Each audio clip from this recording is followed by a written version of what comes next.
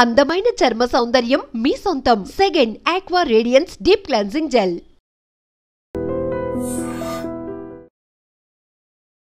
ప్రభుజీ, శ్రీకృష్ణాష్టమి వస్తోంది, జన్మాష్టమి.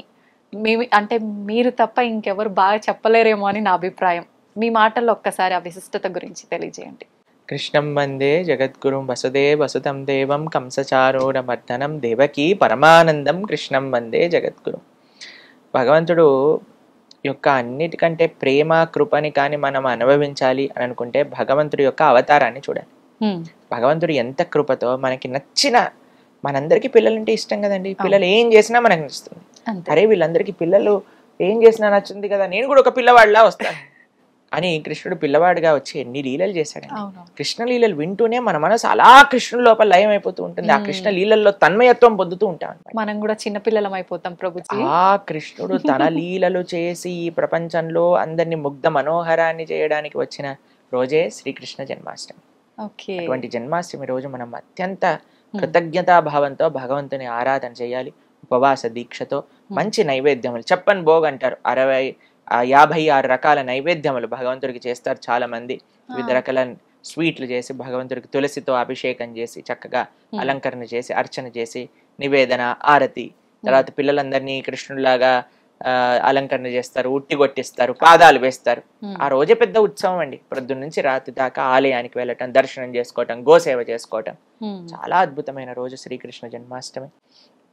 భగవంతుడు ఆవిర్భవించినప్పుడు ఎంత సుందరంగా వైభవంగా ఆవిర్భవించారు అని పోతన గారు చెప్తారు భాగవతంలో. జలధరు దేవు నాజాను చతుర్బాహు సరసీలు జాక్షు విశాలాక్షు జారు గదా శంఖ చక్ర పద్మ విలాసు కంఠ కౌస్తుభమని కాంతిబాను కమనీయ కటిసూత్ర కంకణ కేయూర శ్రీవత్సలాంఛనాంచిత విహారు సురకుండల ప్రభాయుత కుంటల లాటు వైడూర్యమని గణవర కిరీటు బాలు పూర్ణేందు రుచిజాలు సుగుణాల బాలు భక్తలోకపాలు కృపావిశాలు జూచి తిలకించి పులకించి యొబ్బి చెలరేగే వసుదేవుడు ఉత్సహింపే అని అంటారు పోతన గారు భాగవతంలో. అంత ఉత్సవంగా కృష్ణుడు ఆవిర్భవించారట. అటువంటి ఎక్కడా లేదేంటి ప్రభుజీ మీకు? ఆ స్వామిని పలికిస్తే మనం పలుకుతాం, స్వామి మర్చిపోయారనుకో మనం కూడా మర్చిపోతాం. ఇదే శరణాగతి అంటే, స్వామి నేను ఇక్కడికి వచ్చి కూర్చున్నాను, నువ్వేం పలికిస్తే అది పలుకుతాం. అందరికి మంచి చేసేవి పలికించు అని ప్రార్థన చేసి కూర్చుంటాం కాబట్టి ఆ స్వామి ఏది పలికిస్తే అది పలుకుతాం. ఇంత గొప్ప ఉత్సవాన్ని మనం ఎంతో వైభవంగా కృష్ణ జన్మాష్టమి చేసుకోవాలి. కృష్ణుడి లోకానికి అందించిన గీత, కృష్ణుడి లోకానికి అందించిన లీలలు మహా అద్భుతమైనవి. కాబట్టి మీరందరూ చక్కగా శ్రీకృష్ణ జన్మాష్టమి చేసుకొని ఆ భగవంతుడి యొక్క పరిపూర్ణ కృపా కటాక్షాలు మీ అందరిపైన ఉండాలని ప్రార్థన చేస్తూ కృష్ణం వందే జగద్గురుం. హరే కృష్ణ. ప్రభుజీ, మనకు శ్రావణ మాసం ఆల్రెడీ ప్రారంభం అయిపోయింది. శ్రావణ మాసం అనగానే శుభకార్యాలు, చాలా రకాల, ఆ నెలంతా ఒక పండగ వాతావరణం. ఆ విశిష్టత గురించి తెలియజేయండి. శ్రావణ మాసంలో వరలక్ష్మి వ్రతం చేస్తూ ఉంటారు అందరూ. లక్ష్మీదేవి యొక్క కృపా కటాక్షాలు మొత్తం మన పైన వచ్చేయాలి. కానీ ఒక విషయం ఆలోచించండి, ఆ లక్ష్మీదేవి ఏం చేస్తుంది? నారాయణుడి యొక్క పాదసేవ చేస్తుంది. కాబట్టి మన గోలు లక్ష్మీదేవిని ప్రార్థన చేయటంలో నారాయణుడి యొక్క సేవ మనకు కావాలి అని మనం భావన చేస్తూ ప్రార్థన చేస్తే, ఎందుకంటే ఇప్పుడు భర్త ఉన్న చోటే భార్య ఉండాలి అని అనుకుంటాం. కాబట్టి ఎక్కడైతే నారాయణుడు ఉంటాడో, ఎక్కడైతే నారాయణ భక్తి ఉంటుందో అక్కడే లక్ష్మీదేవి ఆనందంగా ఉంటుంది. ఇప్పుడు లంకలో కూడా సీతమ్మ ఉంది, ఆనందంగా ఉందా? ఆనందంగా ఉందా లంకలో సీతమ్మ? రాముడితో పాటు ఉంటే ఆనందంగానే ఉంటుంది. లంకలో సీతమ్మ ఎలా లేదు? ఉందా లేదా? ఉంది, కానీ బాధపడతారు. అవును. కాబట్టి మన దగ్గర డబ్బులు ఉండటం ముఖ్యం కాదండి. ఆ లక్ష్మి, డబ్బులు అంటే లక్ష్మీ స్వరూపం కదా, నారాయణుడితో ఉండటం. నారాయణుడితో ఉండటం అంటే భగవంతుడి యొక్క సేవలో ఉండటం అనేది ముఖ్యం. కాబట్టి శ్రావణ మాసంలో మీరు చేసే ప్రతి ఆరాధనలో ఒకటే ప్రార్థన చేయండి, అమ్మా నీ యొక్క అనుగ్రహం ఎంత వీలైతే అంత, కోట్లు లక్షలు లక్షల కోట్లు ఎంతైతే అంత ఇస్తావో మొత్తం ధార్మిక సేవలో నేను పెడతావు అని ఒక ఆశ్వాసన లక్ష్మీదేవికి ఇవ్వాలి. అప్పుడు బ్రహ్మాండంగా కురిపిస్తుంది ఆవిడ. మనం చేయాల్సింది ఒక సంకల్పమే. సంకల్పం, ధర్మం కోసం, దైవం కోసం మనం సేవ చేస్తాం. ప్రభుజీ, ధ్యానం చేస్తే చాలా మంచిదని అంటుంటారు. నిజంగా ధ్యానం చేస్తే అంత మంచిదా? ఎందుకు చేయాలి అసలు ధ్యానం? మనకి మనసుని నిగ్రహించడం.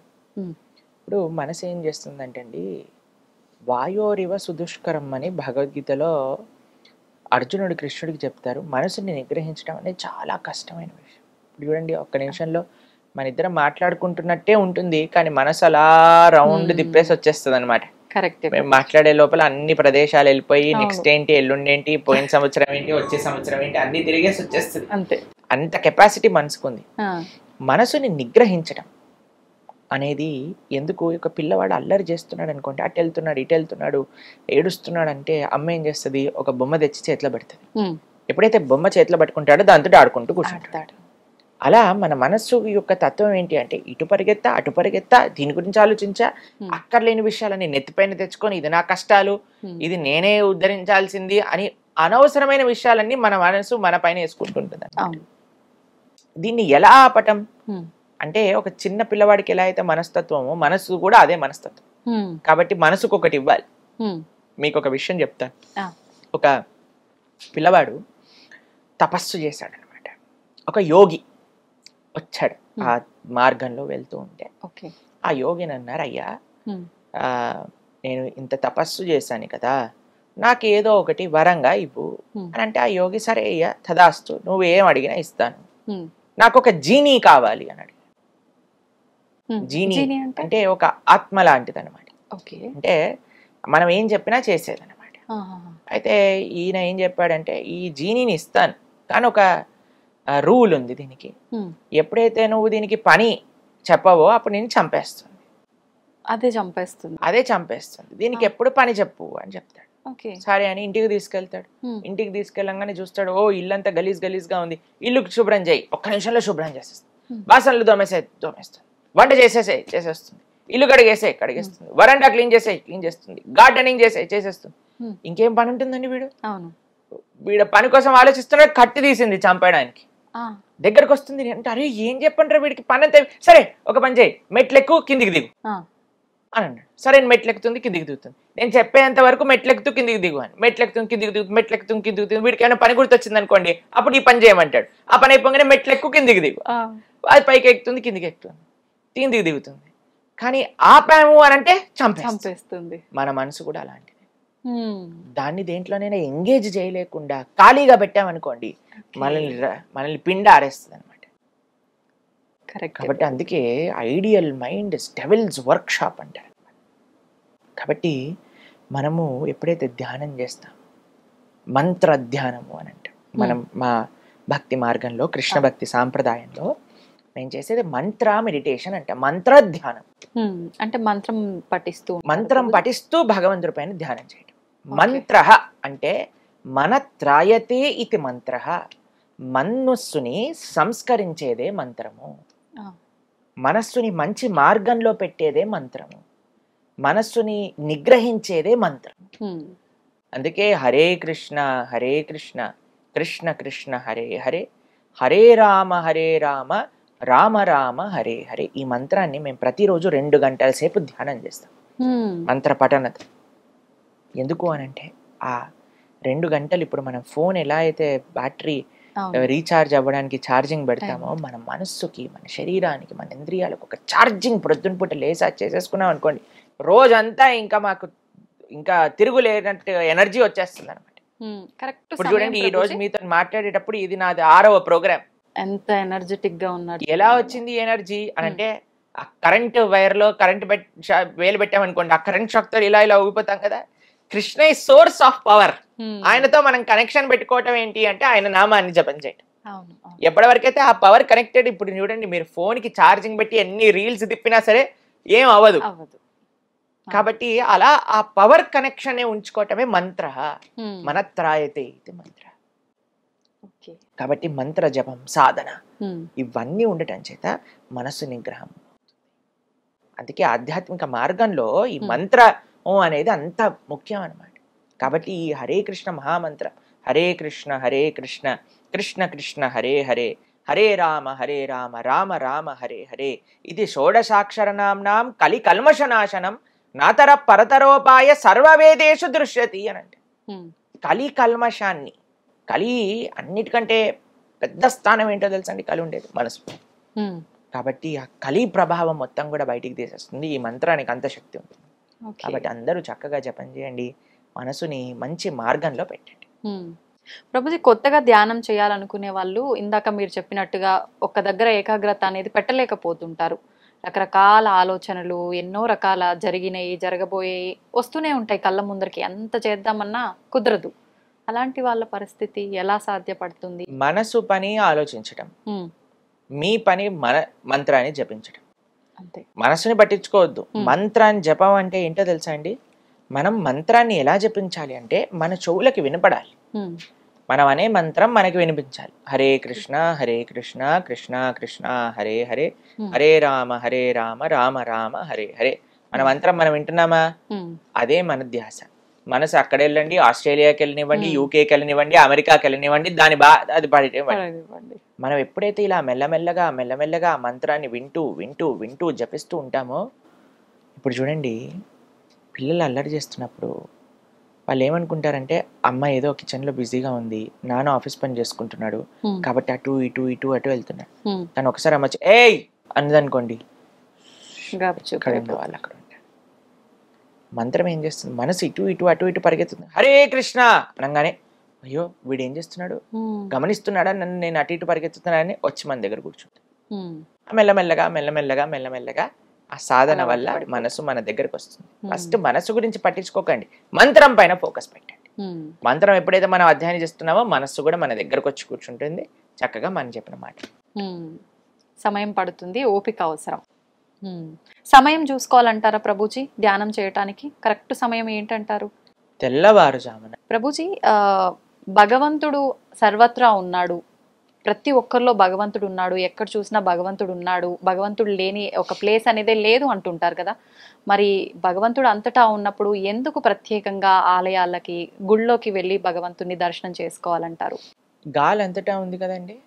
కానీ మన కార్లో టైర్లో పంచర్ అయింది అనుకోండి, మనం ఈ పంచర్ షాప్కి వెళ్ళి అక్కడ ఎందుకు గాలి కొట్టించుకుంటాం? గాలి అంతటా ఉంది, గాలి కొట్టించుకుంటారా మీరు ఎప్పుడైనా వెహికల్లో? ఇక్కడ నుంచి గాలి ఇలా పట్టుకొని లోపలికి పంపించచ్చు కదా. సాధ్యపడదు కదా. ఎందుకు సాధ్యపడదు? గాలి అంతటా ఉంది కదా. అవును, సాధ్యపడదు. భగవంతుడు కూడా అంతటా ఉన్నాడు. గాలి షాప్ లో ఎలా అయితే ఎయిర్ కాన్సన్ట్రేటెడ్ గా ఒక దగ్గర ఉంటుంది కాబట్టి అది ఈజీగా మనం పెనిట్రేట్ అవుతుంది. భగవంతుడు సర్వత్రా ఉన్న ఆ తత్వము ఆలయ విగ్రహం రూపంలో ఒక కాన్సన్ట్రేటింగ్ గా స్వామి స్వయంగా ఆ రూపంలో అక్కడ కొలువై ఉన్నారు. ఈజీగా యాక్సెసబుల్ మనకి దేవాలయంలో భగవంతుడు. ఎలా అయితే ఇప్పుడు హైడ్రోజన్ ఉంది, ఆక్సిజన్ ఉంది. ఇప్పుడు మనకి నీళ్లు, నాకు ఇప్పుడు దాహం వేస్తుంది అనుకోండి, ఆక్సిజన్ హైడ్రోజన్ రెండు కలిపి ఇప్పుడు నీళ్ళు తెసి నోట్లో పోసుకున్నాను అనుకోండి, అవుతుందా? ఒక వాటర్ బాటిల్ తీసుకొని దాన్ని సంప్రోక్షణ చేసుకొని దాని తర్వాత స్వీకరిస్తే గానీ నాకు దాహం తీరుతుంది.